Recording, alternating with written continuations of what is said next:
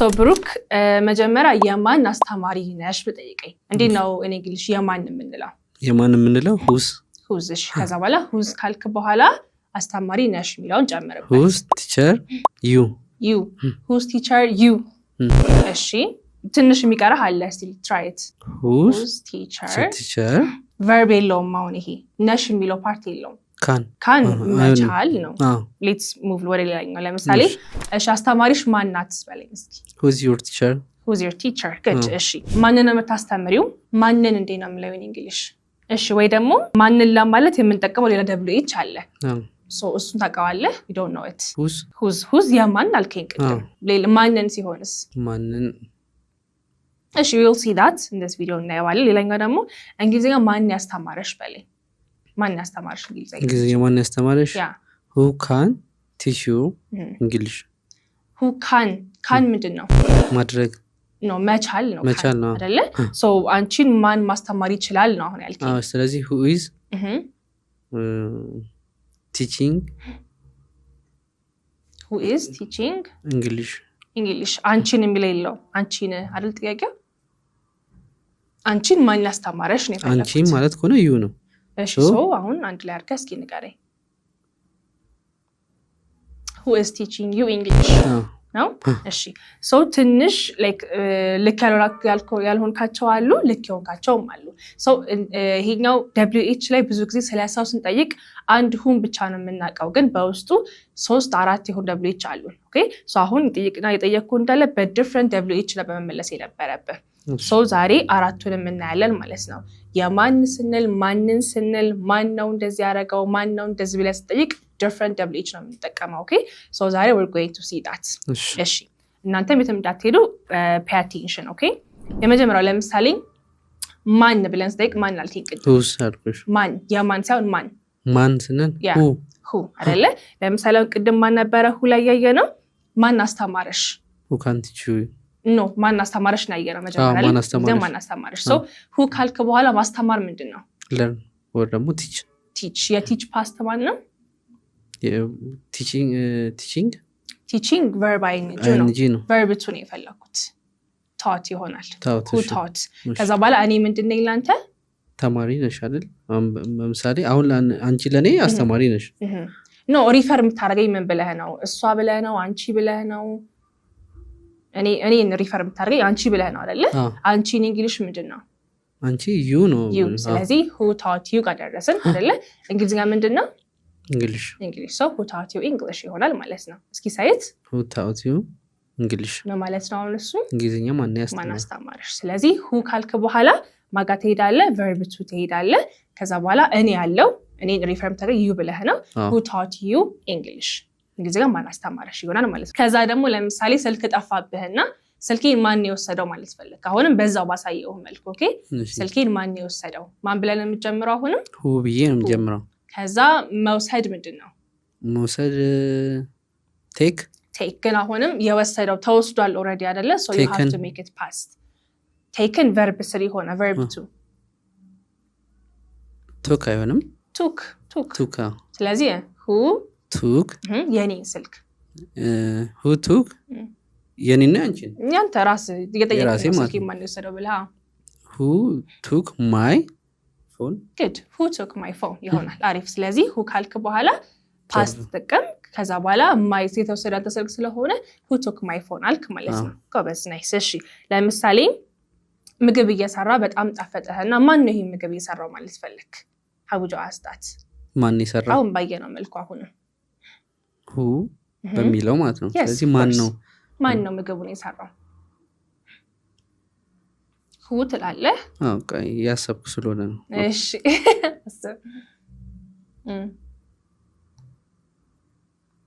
ምግብ መስራት ላይ ኩክ ነው የሚሆነው ኩክም ትችላለህ ሜክም ትችላለህ ግን ፓስታ አድርጋቸው ሜድ ነው የሚሆነው እሺ ስለዚህ who made this food good who made this food ጎበዝ who made this food say it again who made this food good ስለዚህ ምን ማለት ነው እሱ የምግብ ማን የሰራው excellent the last one አሁንም ማን ትለኛለህ እሺ ማን ነው መጀመሪያ የተነሳው ማለት ፈለክ let's say you woke up late እና ማን ነው መጀመሪያ የተነሳው ለምን ጠይቅ ፈለክ ማን የተነሳው መጀመሪያ የተነሳው ማን ነው who መነሳት ምንድነው መነሳት wake ነው so እሱን past ማድረግ who woke up who woke up early መጀመሪያ እሺ who woke up who woke up first good ስለዚህ who አሁን ገብቷል አይደለ who ካልክ በኋላ ድርጊቱ ይከተላል ከዛ ያደረገው ሰውዬ እናስከተላለን ማለት ነው እሺ አሁን ደግሞ ማንን ነው የምናየው ቅድም የማንን ስንልም ነበር የተጠቀመው whose what was the example የማን አስተማሪ ነሽ በሚለው ማለት ነው ሳይረገን እስኪ whose you are teacher whose teacher you are እሺ ትንሽ አገለባብጠው whose teacher are you good whose teacher are you ሲሆን ምን ይሆናል የማን አስተማሪ ነሽ ስለዚህ whose ካልክ በኋላ ሁሌ ከጠቀሙ ስም ያስፈልጋል ኦኬ whose teacher አሁን teacher is a noun አይደለ so whose teacher are you አልከኝ ለምሳሌ ሌላ ይሄ የማ ቤት ነው በለን እስኪ ይሄ የማ ቤት ነው whose ቤት ምን ነው house ነው ምን ነው whose house this ይሄ ካል this አሁን ቅድም whose teacher are you ብለናል አይደለ so እዚህ ጋርም የሆነ verb ያስፈልጋል ኦኬ ስለዚህ who house whose house is this good whose house is this ጎበስ እሺ ሌላ ለምሳሌ ይሄ ጫማ የማን ነው በለን እስኪ ይሄ ጫማ whose shoes is this shoes plural ነው ስለዚህ whose shoes is ነበር ሲንጉላር ቢሆን plural አድርገው ማለት ነው ስለዚህ whose shoes are this የትኛው this ነው የተጠቀምከው this ese ጎበስ these ይሆናል ማለት ነው ስለዚህ whose shoes are these ይሆናል good these ያልከው ያኛው this ምንድነው ሲንጉላር ሲሆን አይደለ ያኛው thes ሲሆን ደግሞ plural so whose shoes are these ተላላ ማለት ነው ናይስ እሺ ለምሳሌ የማንን ስልክ ነው የሰረቀው በለኝ እስኪ የማንን ስልክ ነው የሰረቀው እሱ whose ብላሁንም ገባኝ whose phone እሺ እሱ አይደለ whose phone እሺ አሁን ቅድም ምን አድርገን ነበር whose house whose shoes ካለማለ verb አስከተልን አይደለ ነው ስለነበረ እዚህ ጋር ድርጊት አለበት ድርጊት ነው ስለዚህ ድርጊት ጋር ምን እንጠቀማለን did እንጠቀማለን እሺ እዛ ጋር የማን ነው ነበረ ነው ሲሆን is ወይም are ነው ከሱ አይወጣም እዚህ ግን ያደረገው ድርጊት ስለሆነ you have to add did ስለዚህ whose phone did stole ማን እሱ አለ አይደለ did he stole እሺ stole ማንችልበት ምክንያት ላይ ምንድነው did ብለናል እዛ ጋር ስለዚህ past መሆን የለበትም እዚህ ጋር present አደርገዋለሁ ስለዚህ stolen ነው verb 3 ነው verb 1 አድርገው normal verb አድርገው መስረቅ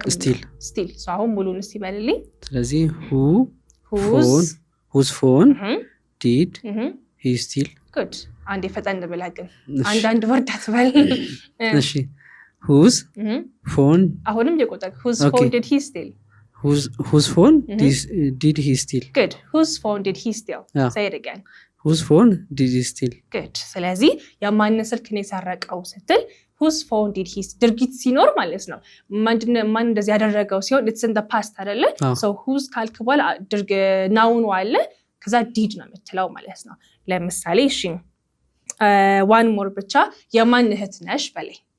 ይሄ ነሽ ስለሆነ is ወይም are ነው የምትለው የማን yes የማን እህት ነሽ whose sister who ለምድረም ነው whose ላይ ገብተናል እሺ whose ያልኩ የመሰለኝ ነው እሺ whose sister you are ወይ ደግሞ ቀልበጣ are you yes አንዴ whose sister are you good whose sister are you ጋማ አንዴ whose sister are you good ስለዚህ በዚህ ወይ ነው የምጠይቀው የማን ስትል ማለት ነው እሺ the other one ቅድም ደግሞ ማንን ነው የምታስተምሪው በለኝ ብዬ ነበር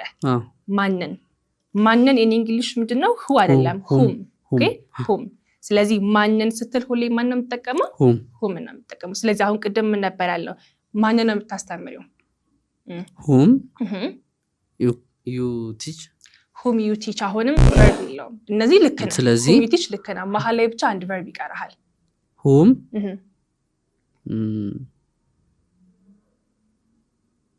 ናስመርጥህ እሺ do ወይም did ከሁለት አንዱ ተጠቀም የትኛው ነው የሚሆነው እዚህ ጋር መታስተምሩ ከሆነ do ነው የምንጠቀመው ባለነው whom do you teach እሺ አንዴ ድጋሚ ፈጣን በለ whom do you teach ማንን ነው የምታስተምሪው ኦኬ ማንን ያስተማርሽው ሲሆንስ ማንን ያስተማርሽው ከሆነ did ስለሚሆን whom did you teach good ስለዚህ whom do you teach ማንን ነው የምታስተምሪው whom did you teach ማንን ያስተማርሽው እሺ አሁንም በwhom ነው ምሳሌ እንጠይቃቸው እንጠይቀን ጥያቄዎች ኦኬ በwhom